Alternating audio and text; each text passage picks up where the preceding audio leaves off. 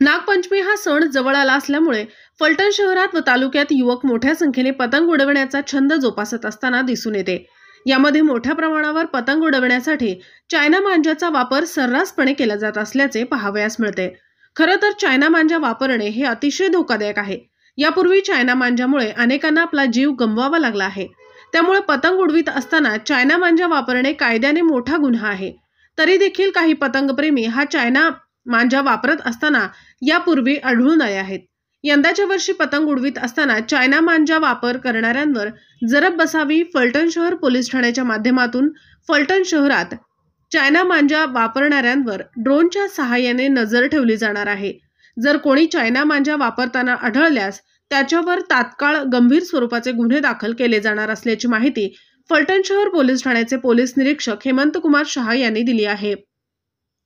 China मांजा वापरण्याचे अनेक दुष्परिणाम आहेत।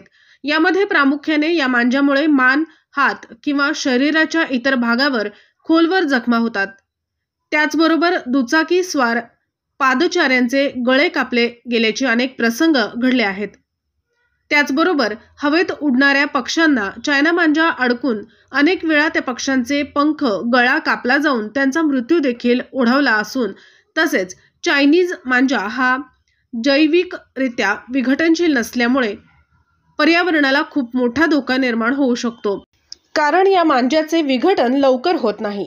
तरी चायना मांजाचा वापर कोणीही करू नये असे आवाहन फलटण शहर पोलीस ठाण्याच्या माध्यमातून करण्यात आले आहे। आमच्या नवीन बातम्या पाहण्यासाठी आजच आमच्या आस्था टाइम्स न्यूज चॅनलला YouTube वर सबस्क्राइब करा आणि बेल आयकॉन प्रेस करा।